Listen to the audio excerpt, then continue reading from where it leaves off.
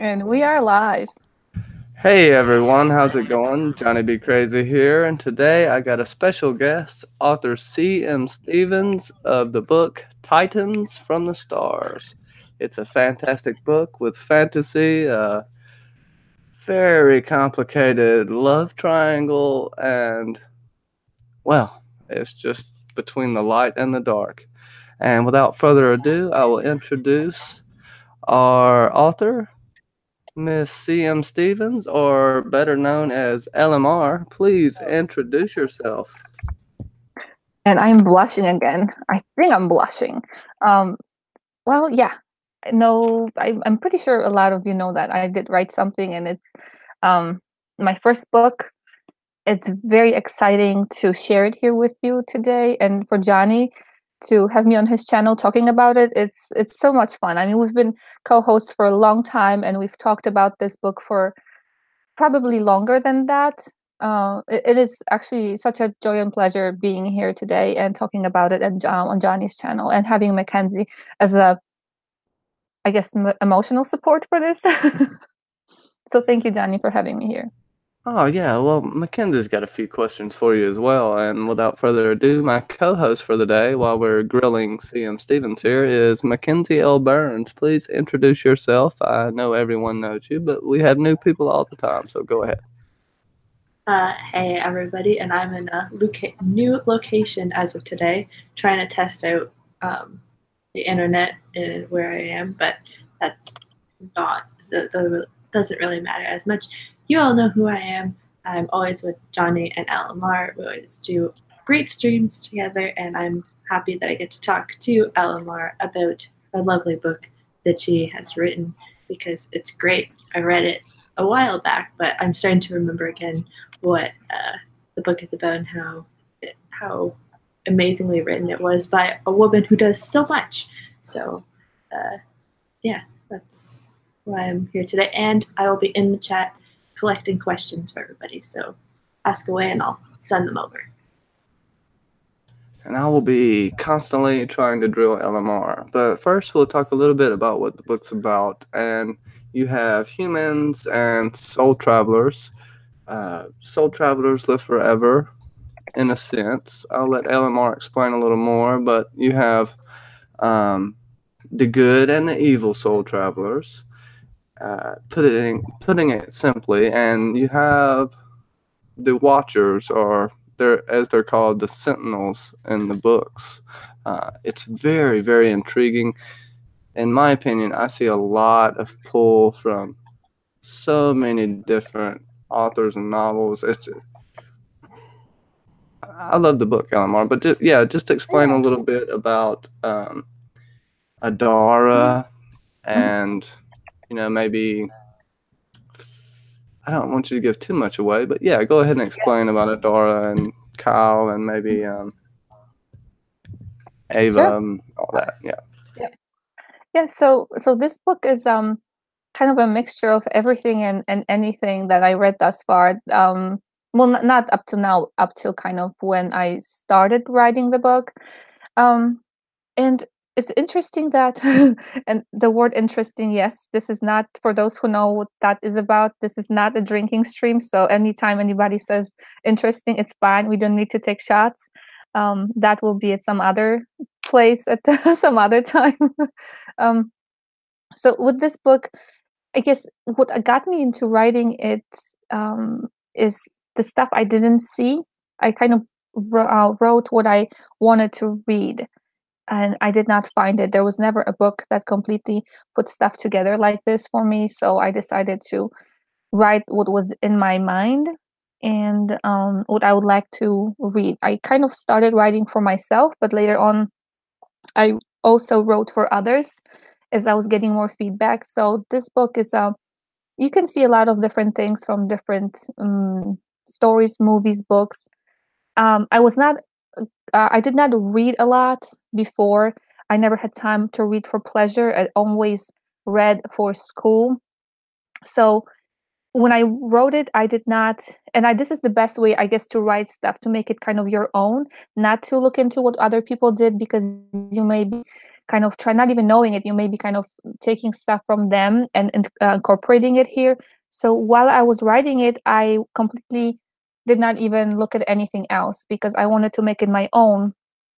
But now seeing how it turned out, I guess a lot of people have similar ideas, which is good because, it's kind of like a compliment for myself, like, oh, I'm not the only one writing about it because others are writing about that too.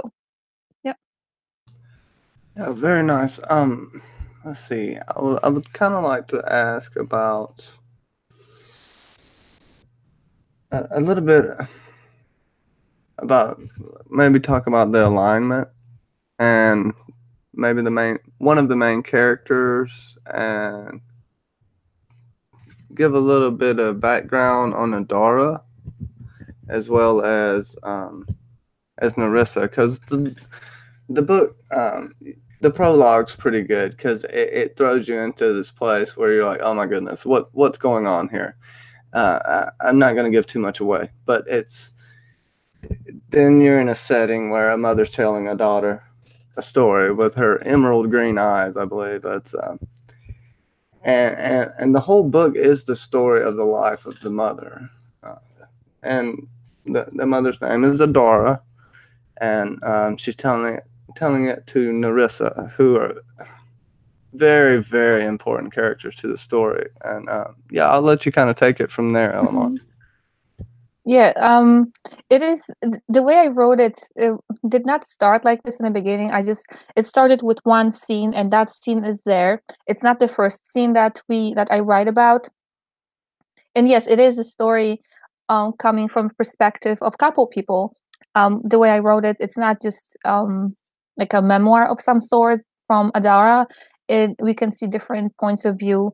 It's not usually by chapter. It's not like chapter is one point of view from a person. It's different things. That's why I'm calling it winging it, because this is the style that I didn't see before when I read stuff, when I was reading things. So this is the story where Adara talks more. This is her perspective. But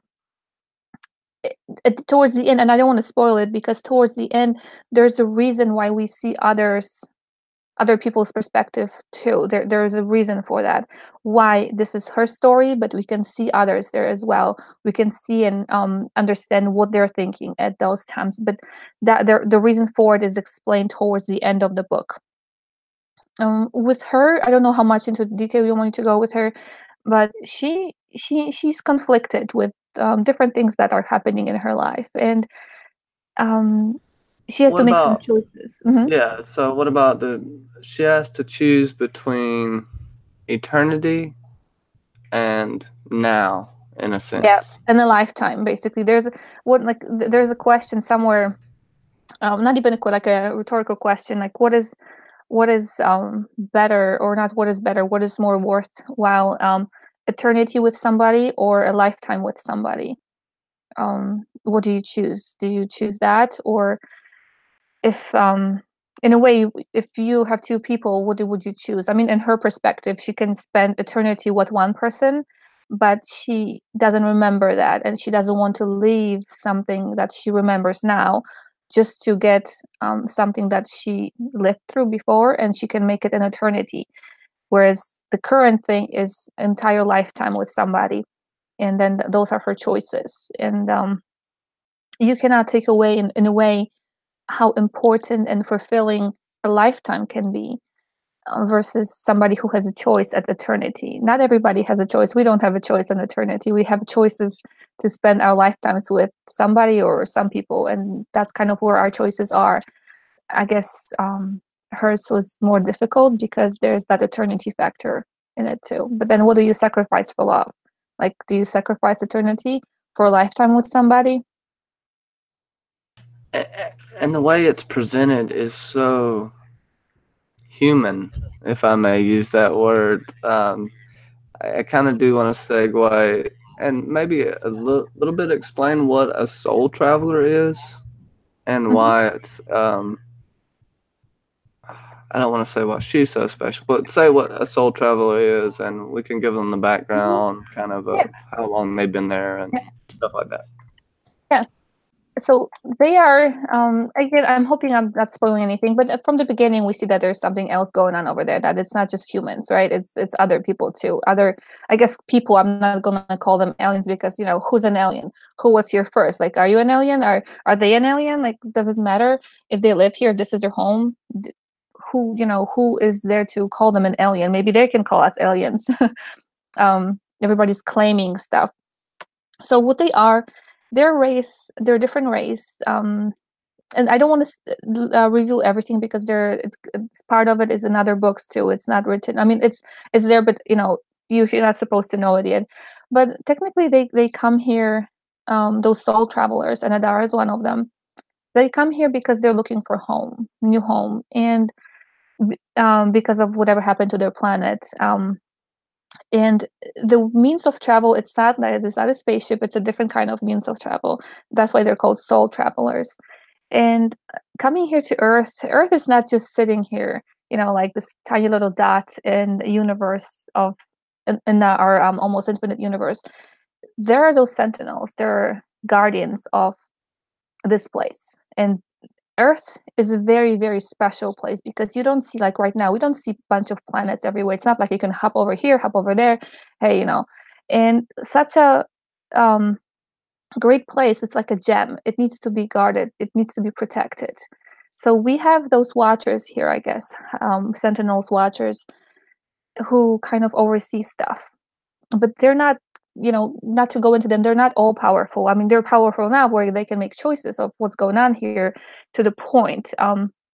They don't have power to destroy anything. That's why they're kind of watchers. They're not those who judge. They're not those who make who make people pay for stuff. So it's not like they can do many things here. They can protect, they can put barriers, but they cannot enforce, like kill or survive. They have no power over that. Right. Like free will is kind of the law of the universe, so to speak. Yeah. Or well, Yeah. depends. Like you get kind of into multiple different dimensions, so to speak. I don't want to give much away. They do have powers, and where it comes in, where you have some of the conflict, is you have ones that want to control humans, and you have ones that want to be peaceful.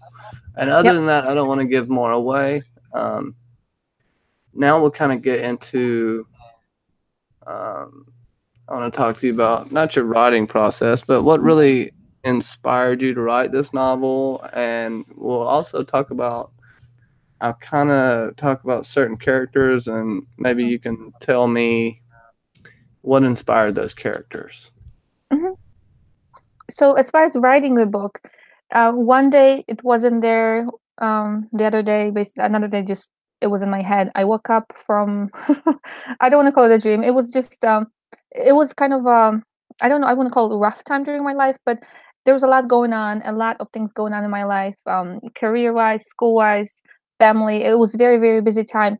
And I think my mind wanted to escape a little bit, but it escaped not, it didn't escape to complete like fantasy. It just presented me with like a scene, like a family scene somewhere. Just I basically saw the characters and I saw them just having a conversation. It was very, very odd because they were real, like you and I, like just real.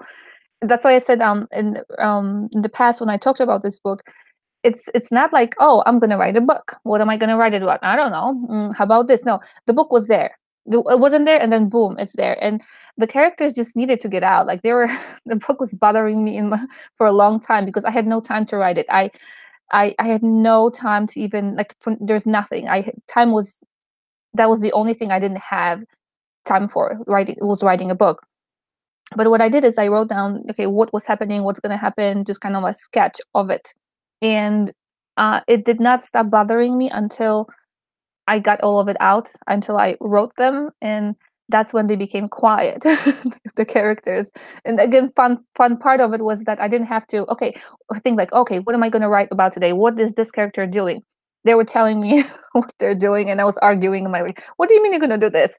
That doesn't sound right. What do you mean that? And it's like an argument with a fictional character. I want you to go this way.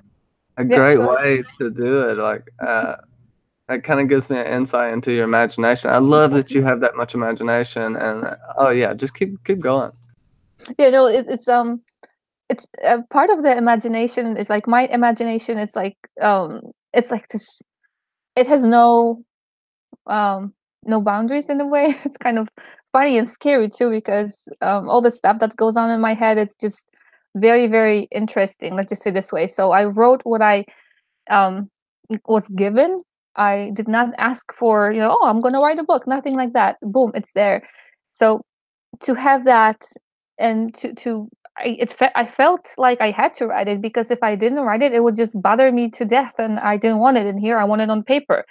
And as I was writing it, it developed more and more and more insight on them. Every character was already there. They had their own thing already. I didn't have to match the character. What are they going to be about? No, they already were who they were. I couldn't change them. And if I tried changing them, they were not happy. Let's just say this way. um, I don't know if I'm answering the question correctly, but I think I kind of went off tangent right now on something. Oh, that was great. Kenzie's got a fantastic question from Yeah. Eduardo about There's Adora. actually a Yeah. few questions, but the first one that Eduardo asked is Adira Adira is clearly following the 12 steps of a hero's journey. Was it on purpose, or was it just like something that happened? Because it's very well written story. That's what. Huh. I have to say I have no idea what that was when I was writing it. And if you would ask me right now, I would still have no idea. So it must have just happened. Um, like I said, I did not create the character in a way that, oh, I'm gonna have her do this, do that. It just kind of happened. So that was not even intentional. If that was like that, I guess that's a good thing, right? I don't know. So I guess I'm glad about that it happened that way. I didn't mean it to be that way though. Yeah. And then another question says the state as you describe it in the Watch chapter, is it based on a real place that you know? If I could refresh my memory with that, what about that chapter? I guess the setting of that chapter, I guess, is what he's asking about. If he can clarify, because it's been yeah. But another question while that shows up is from Chrissy of Old Stones. It asks, were the characters' names randomly picked, or do they have a meaning to you? For that, actually, there are only, let me see, I think 2 characters that were given the name that I wanted, and I didn't even care what it meant. It does. One of them actually is a character that somehow this was very strange because when picking the names, I usually went by looking at their characteristics and who they were, and then I picked the names kind of going the other way, like from the meaning to give me the names that mean that, and then I chose whichever one I preferred. But there are 2 characters that I just wanted them to be called that, whatever their names were. And for one of these characters, it turns out that it was a perfect name. I did not even that was basically Adara. I wanted that name. I don't know. I was flipping through different books and I saw that name and I thought, oh my God, that is beautiful. I love that name. I don't care what it means. I love that name. And then I opened it, and what it said to me, like, oh my God, it was completely meant to be, the meaning behind it. And then the other character was Narissa. That's the name. I Again, I don't even know how I came up with it. Again, that was a long time ago, so it has nothing to do with, I think, like different characters, they sound the same. There are, I think, 2 different books where that name kind of sounds similar from 2 different books. And I just love that name by flipping through all kinds of baby book names that I had. And that was one of the names I was kind of thinking about for our kids at some point. It did not make the cut, but I guess it made a cut for the book.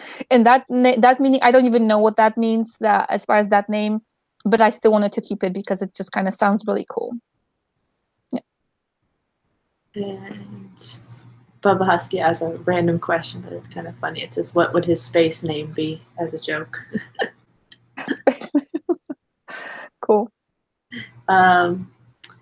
Eduardo, I think, said it was just the state. I think it said right?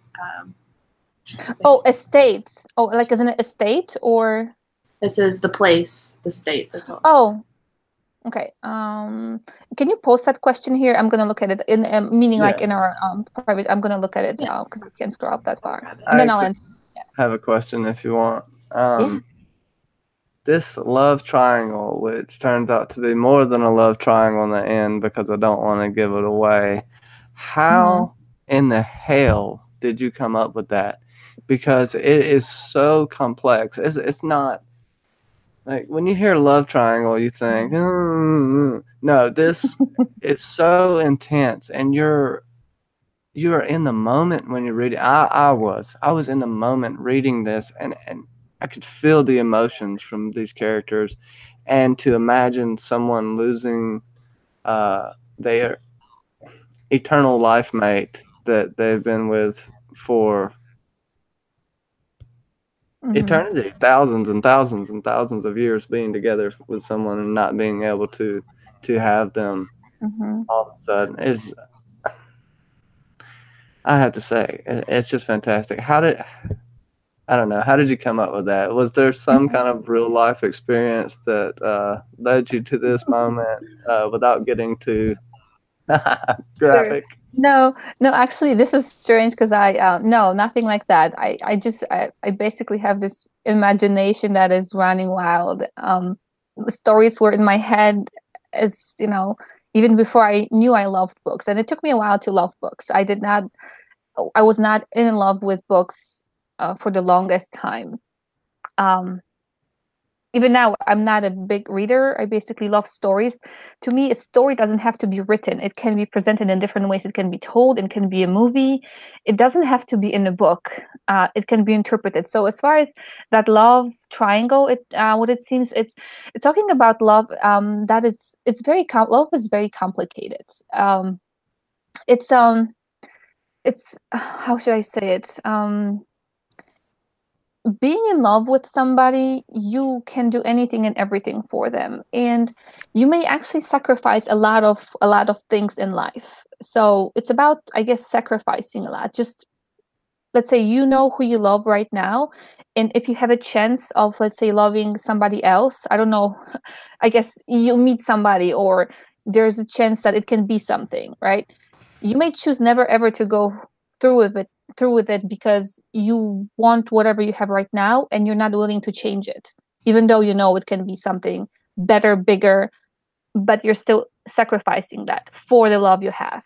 So love is a lot of sacrificing, I guess. And love doesn't have to be um I guess, not that loving one person or like loving, like I did talk about like how you love your children. Love is never ever just it's not divided ever, it's multiplied.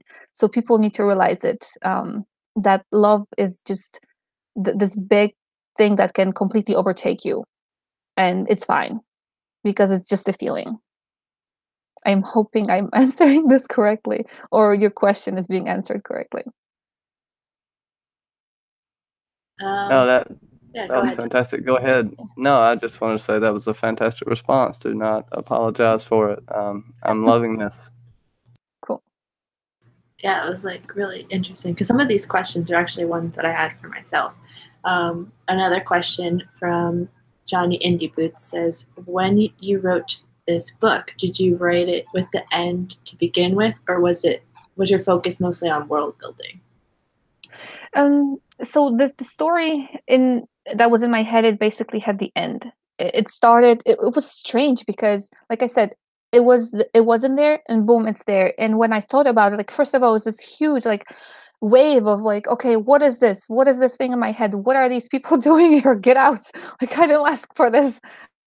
Oh, and as I was putting it down on paper, it was just like slowly getting better and better. Like, okay, I can process this. I needed time to process this whole thing because imagine being like, I'm gonna make a brand reference. Like you're hooked up to the to the whole web over there, and you get this influx of everything, and you have no idea what to do with it. No idea. So you need time to process what you're getting, and I took some time to process, and that's why writing stuff down came in handy because as I was writing it, it was writing itself, and it wasn't deep, like in detail writing. It was like, this happens, that happens, this happens, and like, oh, okay, this is the end. This is so cool. Now I'm gonna write what happens in between and how they get from here to there.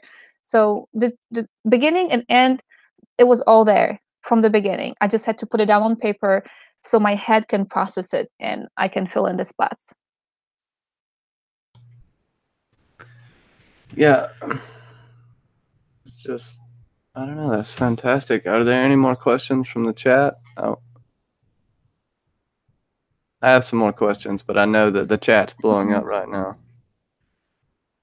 No, they're all just like talking about random things. Oh, Johnny Andy Boots has a Johnny Andy Boots has a theory that you wrote it in the on the toilet. That's why it's good. Probably. Hey, a lot of good stuff comes there. I do a lot of my reading on the porcelain throne. You know, porcelain throne at the end, right? Here's another question from Chrissy, who says, "Is this your first story you've written, or are there others that you haven't published yet, or yet to be published?" Well, the first story that I actually formally written was in high school because we were made to write stuff. And apparently it was so good that they featured it somewhere. I don't even know where. They were blown away by it. So I may at one point make it into a short little story. Because I wrote it and I found it just recently. I was cleaning up my closet and I found that story and I'm like, huh, that is so cool. I love that. And I thought if maybe incorporating that story into my next book, I may actually do that. I'm gonna keep it as a, the from here to there and how they got there. I'll see if I'll kind of input it into my next book as the series for Titans. And other stuff. Yeah, actually, I wrote a lot of poems in high school because again, we were forced to do it. Well, forced. I shouldn't say forced. I chose that class. That was English, I guess, or whatever it was. One of the choices was, or maybe one of the assignments was that. So I did write those poems, and luckily, for some reason, they kept being posted. Back then, there was no thing like here we can post it online, but they were all over the school. So that was really, really cool. Apparently, they love my writing. So I guess I should have known and not waited that long to write other stuff. Yeah, but those two.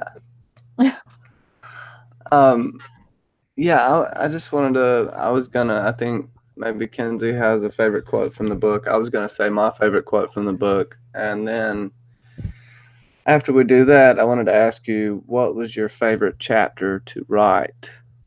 So, Okay. my quote is from Adara, of course. Time is a thief, but has no dominion over me, not anymore.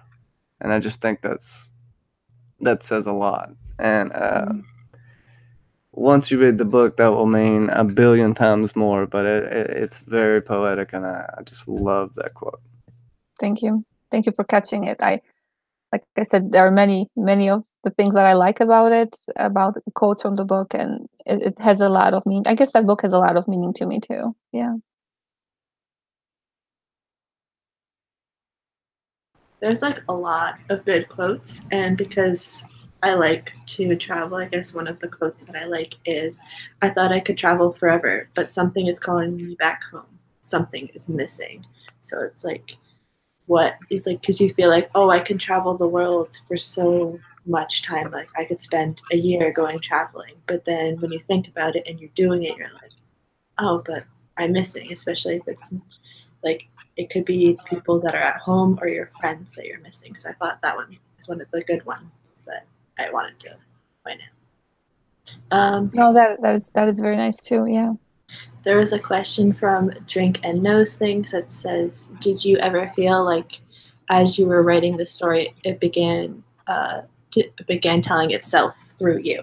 Like, Yeah. So as I was writing this, it like I said, it's nothing that I had to think about. The only thing that I had to think about is when am I going to have time to write it. So that was the only thing that prevented me from writing it quicker. But everything was just like as if it was channeled of some sort. Like there was nothing, no effort on my part, just finding time to write it. And that's one of the struggles people have sometimes um, when you want to write something, you can't because you're so busy. And then other times when you finally get a moment, there's so much you want to write because it's just asking to just be put down on paper, that you're overwhelmed and you're thinking, okay, what was it that I was going to write? I have time right now. And then you may be stressing, okay, I have this, whatever, an hour or two. How do I use this time? So that was kind of making myself trying to organize my time, or maybe take notes as I was throughout the day. Okay, I'm going to write about this. I'm going to write about that, and not write it, but just make notes for myself. So when I actually had time and to sit down to know what I'm going to be writing, so that the thoughts are not so scattered all over the place. Yeah, just Peter Griffin said he was in and out. I just kind of, do you want to elaborate on the soul traveler as far as how they live, and the fact that yes, they are in human form at this point, but aren't necessarily in human bodies, right? Yeah, so they are, as far as them being here on Earth, they were given bodies, like I said previously at some point somewhere, that to live here, to be born here, it's a privilege. It's not like, oh, hey, I'm gonna pop in here on this lovely planet. It's nice and blue. It's got water. It's really beautiful. I'm gonna just live here. So no, it's not like that. Nothing like that. So making a message for everybody who's going through different things in life, that no, life is a privilege, and it may be hard and difficult as heck, but there's so many so many people who would love to live longer, who would love to live, and they don't have an option. So kind of relating it to those soul travelers, that there are souls out there waiting, those soul travelers, souls who are waiting for this privilege to be born. And the reason why they have to wait, there's a reason behind it. So it's kind of a spoiler, so I won't mention it, but they're waiting, and being born here, it's this huge thing. And one character in the book especially appreciates it later on. She makes a point of saying, yeah, grab life and just live and do anything and everything without hurting people, because you only get this much of time to feel, to be, to experience, and to see what it is. There's eternity out there, but you're not part of it, or you may not have a chance to be part of the eternity. You have a chance to be here and now. So be here and now and do your thing.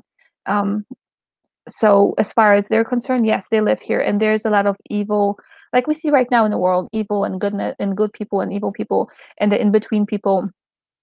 And the question of, why are we so bad? Why is there so much evil in it? And can people be really that bad? It's not, the book is obviously not answering that. It's answering it from the perspective of fiction, and how I would like it to be, that there are forces here on Earth that pull us in different direction. The little seed that you have in you, it can kind of make you good, or it can kind of make you not so good. And what do you do with that? Do you follow, and what are you willing to do to get that evil out of yourself? If you notice it, yeah, I am not that great. What am I willing to do to be better?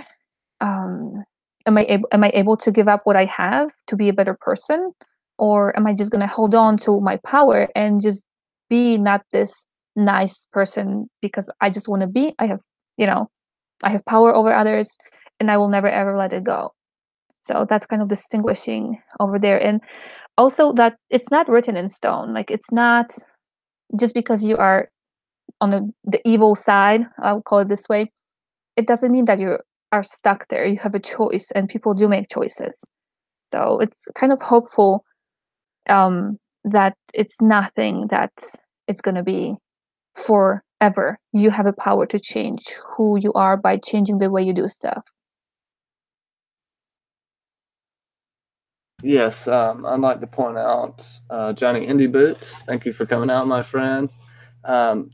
LMR, when you publish your second book, can you tweet it to George R. R. Martin and show him how to finish a book in 2018? Exactly.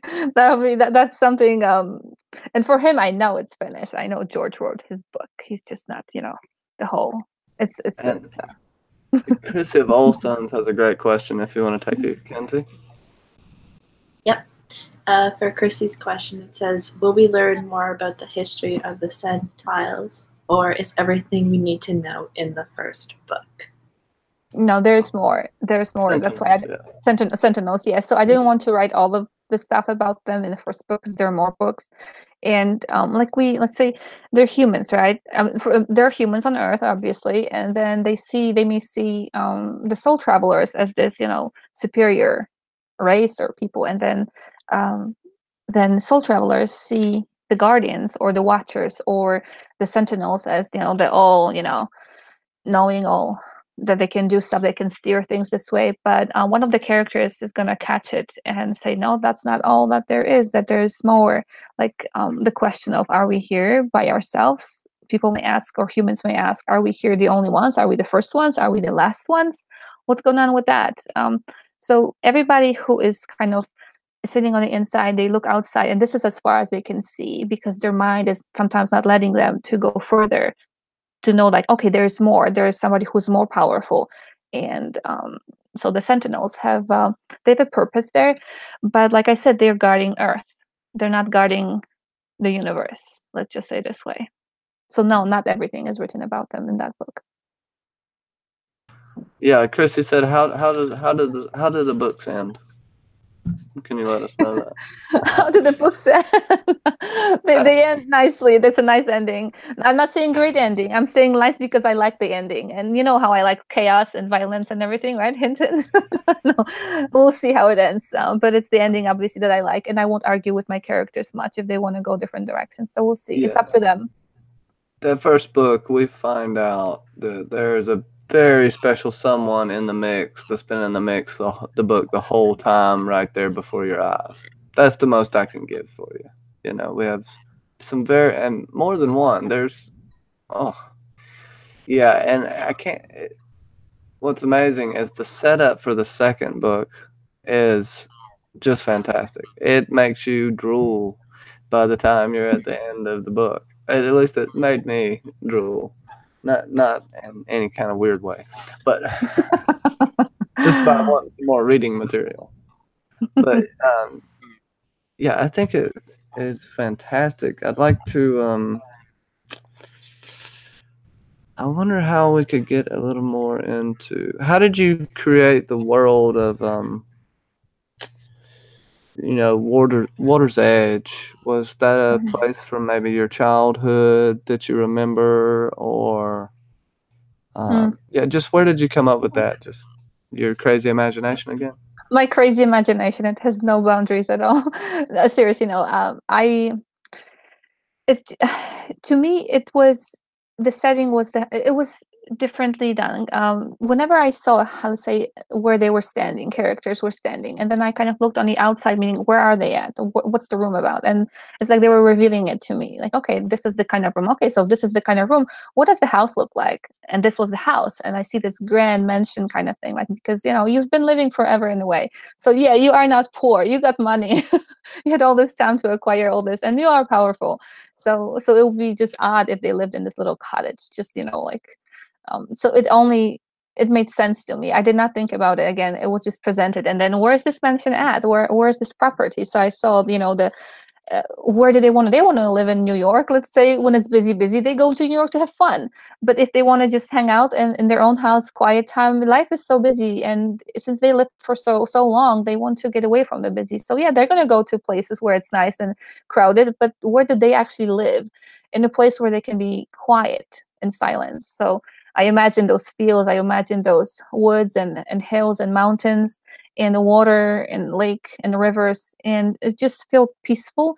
And this is kind of where I would see myself living if I had that eternity to live, just away from everybody, but also to have enough room to have everybody there if I needed or if they wanted to be around. So yeah, it's not from my anything I remembered. It's just basically it was expanding as I was looking for it, as I was writing it. It just kind of wrote itself. It seemed fitting. Pretty vivid expansion of imagination, I must say. Maybe that's why I'm not a good writer. Yeah, we have a question, I believe, don't we, Mackenzie? Yeah, there was a question, I guess, from Johnny in Deep Boots, who says, was there a classic movie or book that heavily influenced a character or a story arc for a character? With that, no. But again, after that, I found out that somebody, when I showed it to them, it's like, wait a minute. that kind of sounds like that. I'm like, oh, no, I don't want to change it just because I found out that there is something like that. So after I read it, after I read it as being completed, and I read the reviews of preliminary reviews that I gave out, or they gave me, people gave me, they said, oh, this kind of sounds like this kind of sounds like that. I was like, oh, awesome, thanks. I didn't know because I didn't. And but there's nothing wrong if actually if I could take what I do when I write, and I don't want to. That's why when I write stuff, I don't want to read anything else or look at stuff as I'm writing it, because I want it to be my own. And if obviously we all have experiences and we all saw something, we read something, and even though we may not like, oh, I'm going to make it a twist, I'm going to make it a fan fiction, those thoughts are still in our mind. Like they are there. There's this one author, and I don't remember her name exactly. She wrote, I think she's from Norway or somewhere over there. And I read those books as a kid. Um, I'll probably link it at some point in the comments here when I find out her name in the series she wrote. But she wrote it from like each book was kind of on a perspective of other family members. It was not one book about, let's say, or the trilogy or whatever. It was like 5 or 6 books about one person. It was each book was, let's say, a family, and then the other family, but it all related. It all tied in together. So maybe the style of writing, I would say, it's that one author from years back. I'll let you look that up because Eduardo has a fantastic quote from the book that I want to read. And Oh it's, yeah, go ahead, and I'm gonna look for it. you cannot simply, you cannot make simply, oh, wait. You cannot simply forget love. Love is magical, and reciprocal love is binding. Mm. It's just that's a heartfelt statement. While LMR is looking that up, Kenzie, why don't you tell us what you liked about this book, and I don't know, possibly just your thoughts on the book in general. Well, this was one of the first, I guess, adult books that I had, I guess, read, because as I'm showing my age here, even though as I am still quite young, I've read a lot of like the teen and like the young adult, moving into new adult, but I've never like read really an adult book before, besides like Game of Thrones, but that's another question. What I really enjoyed about this book was it was not one of the like the stereotypical adult books that, not saying that you are, but like that most a lot of women typically tend to write, which is like the Harlequin thing. So I was like kind of like, okay, this could be like really nice. And then when I got into it and read the description of the book and then got really into it, I was like, oh, so this is an adult book that is not like traditional adult books, because I guess I had this preconceived notion of adult books at this point, but that it was a book that almost stands on its own in terms of, I guess, if you classify it as adult literature, it like stands like on its own. It's not either fantasy or it's not modern day. It's like a complete like sci-fi. Like it has a mixture of everything, but at its heart, it does obviously have the romantic element. It's not just I'm going to put myself in this category, which I found really interesting. And if I hadn't had known you, I probably would have not picked up this book, because I wouldn't have been looking for that kind of book, which I find really amazing. So, Well, thank you. Yeah. I know, and I think another question that I wrote down, because a lot of people are asking similar questions to I have, is just how, because like, another question, the amount of, I guess, characters that you have in this story is very good. It's not it's not too much that you can kind of get lost in all the characters, but it's not too small where you're like, oh, I have to know so much about each character. So how did you, I guess, manage all of your characters at one time? Yeah, managing part was really, that was oh, okay, most of the stuff that I wrote, and most of it was written basically in Word program. So that was something challenging keeping all of them together. I mean, they were all there. They were all yelling here, yelling there, like everyone. Like the thoughts were, yeah, let's just say they were very loud. But organizing the things, just because I know what it is, that's one thing. But organizing your thoughts, the things that you know, that was a challenge. And then at some point, I found the program called Scrivener. I'll probably link it too. For writers, that is a lifesaver. It's only like, I don't even know, like $30 to have it. And even my kids are using it for their school and writing projects. You can basically buy the thing and you can have, I think, five accounts on it. For all that, you just pay $30 and you're set. And in there, you can organize everything. And I mean, this is for people who write anything, who write in more than 5 pages. Maybe if you write more than 10 pages and it's complex, yeah, you can use that program definitely. So keeping track of all that stuff was a challenge in the beginning, but after I got that program, everything made sense. You could just open different tabs. You can put pictures over there. If you have a character, obviously I don't need a picture over there because I know how they look like. I know who they are. But yeah, having that program was a lifesaver because, and then my sanity saver. And I guess there maybe, I don't know if there are any plot holes right now in that book because nobody mentioned those to me yet. But the program did help me to maybe eliminate them as much as possible, or maybe there may not be a lot of plot holes since the second book is still being written. But yeah, that was the only way I could keep it organized and not lose my mind over it. You did really fantastic, and I love your analysis, Mackenzie. That's just thinking about your reading, your writing process, and how you did this, and the fact that you published it yourself. You had to edit you had to do everything yourself, so it made it even. It's more impressive to me. Like I don't know. Just hats off to you is all I can really say. I know we're gonna keep this to around an hour to an hour and a half. And actually, you're gonna be on AU's channel soon, and he's gonna. If he still wants me there, definitely. Yeah, I don't want him thinking that you've done skipped out on him now. Yeah.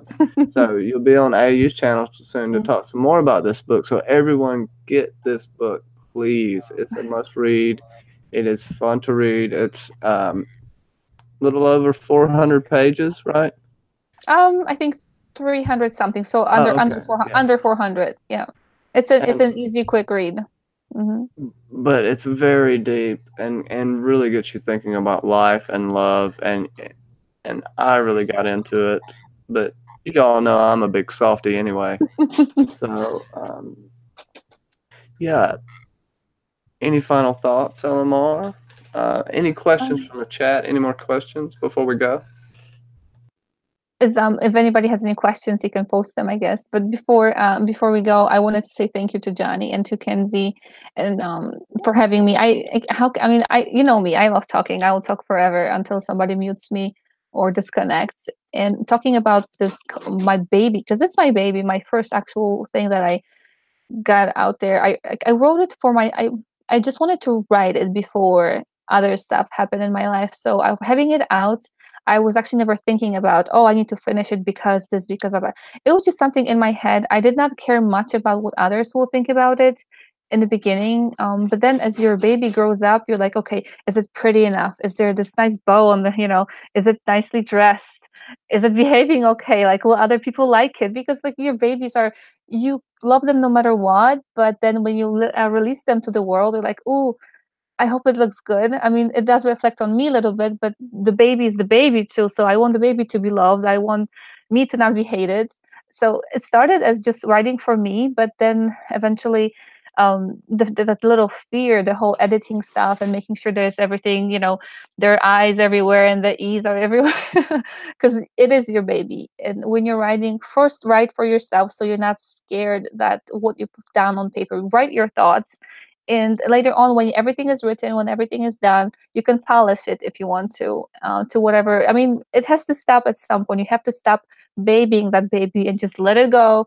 Let it do its thing. Let it inspire people or tell people, okay, this is interesting writing, but I would do it differently so other people can learn from what you wrote, not just to kind of make it adapt what you did, but learn from your mistakes and say, okay, this is interesting, but I'm not going to go do it this way because this is not me, or she did it wrong, so I'll do it differently.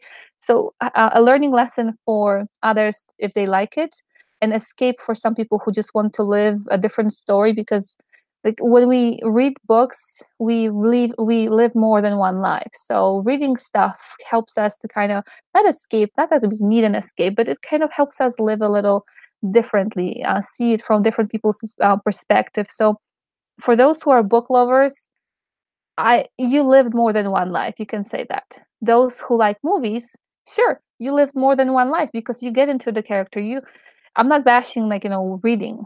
Do read, do write, do watch stuff, do listen to people, because living through them, living through the stories, you're experiencing more things than just one thing. So nothing wrong with a little escape from time to time. And I think this book will be a good escape for some people from just everyday life. So again, thank you for having me, and You're thank you for beautiful. making this. Oh, Yeah, I'm gonna do some shout outs and then we'll do our outros. I just want to give a special shout out to Johnny Indie Boots. Thank you for coming out, my man. Everyone subscribe to Johnny. He is hilarious and brilliant at the same time. I don't know how he pulls it off. Eduardo Blanco, thank you for coming in from Israel, my man. Thank you so much. We love you so much, sir.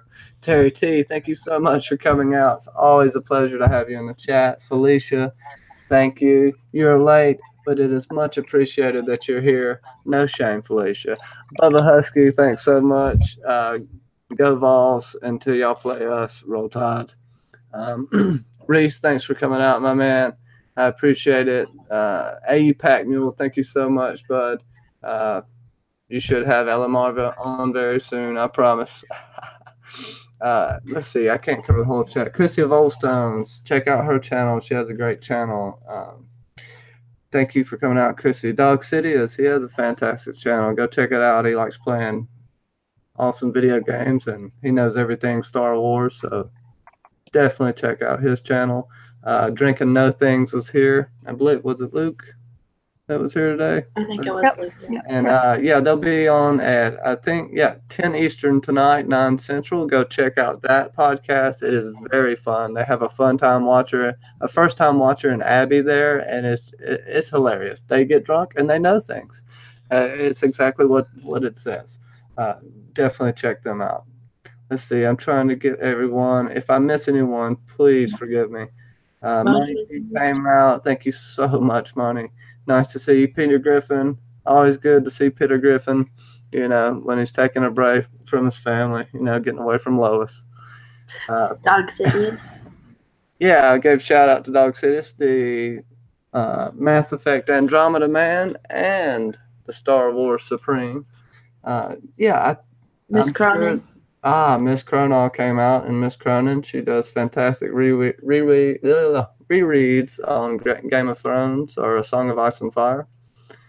Check out her channel, and I think go ahead. Jordy Jedi. Get them, Kenzie. Go.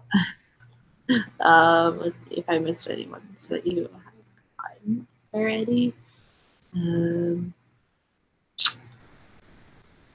Someone named Johnny Be Crazy. But before we sign off, the one quote that LMR was talking to before we did the shout-outs kind of ties in to what she was talking about readers and living different lives. George R. Martin, the man, the myth, and the legend, who created a bunch of different worlds, but specifically A Song of Ice and Fire, is quoted by saying, "A reader lives 1,000 lives before he dies. The man who never reads lives only one," which is very profound, but also very interesting to think about. But now I guess we can do our outros. But also, a lot of people in the chat were talking about buying a hard copy LMR. So you got some hard copy people in here. And hard copies are a little bit different. They have a different feel to them. I mean, I love both. I love buying stuff in print and on Kindle. But yeah, this one is available on both. And yeah, awesome. So that's fantastic. Yeah, like yes, I'm gonna be doing more than likely a Nooners of Ice and Fire stream, to be on religions again, and also hopefully coming up with Justin Thomas and my two lovely co-hosts here. We'll be doing another breakdown of Westworld characters, and we'll be doing Maeve this time. So it should be exciting. Look for the thumbnail. I'm trying to work around everyone's schedule and not step on anyone's toes. So just look out for those. And also don't forget, Monday, Westworld at usually around 7, 8 Central. Just depends on LMR's schedule. We'll see what's going on with that. Um, Anybody else have anything they want to say before we sign off? Oh, Kenzie, you want to do your outro? shout out to Ben Hogan, another part of Drinks and Those Things who just popped in the chat. But I just wanted to thank LMR for writing this amazing book. Can't wait for the next one, and for Johnny for hosting this lovely stream and seemingly to have me on anytime. But everybody knows where to find me pretty much on my channel. We will be doing Episode Club Season 1, Episode 3, Lord Snow, probably Wednesday at 8:37 Central, because we're having some special guests on. And yeah, that's all I have to say. And LMR, you can do your outro as well now. Yeah, so for me, we said Johnny on Mondays with Westworld continues. We're gonna continue with another episode. Other stuff that I'm not aware of yet between that, or not between, but after that, it's usually different channels. Mackenzie or Johnny, will see who's gonna invite me for the next one. And then tomorrow we're doing a stream. I'm doing a stream with one of Bangers, and I think it was mentioned there. So we'll see how it goes. I don't have time set yet, but I always wanted to get her on, and she finally agreed. And I don't know why, but I'm holding her to that. So hopefully it will be still on tomorrow. I'm not sure what time, but I guess look for a pop up. So don't forget to hit that bell, or if you want to get notified, I'll probably tweet it in or Instagram. Type it, not Instagram. I put it somewhere there, so you can follow me. I'm easy to find over there, to get notifications about that. Yep. So that's going to be happening tomorrow. Don't know what time yet. Johnny? All right. Well, thank you everyone for coming out. I am Trone, fashionably late, but hey, love you for being here. I really appreciate it. Thanks so much, everyone, and we will see you soon. Take care.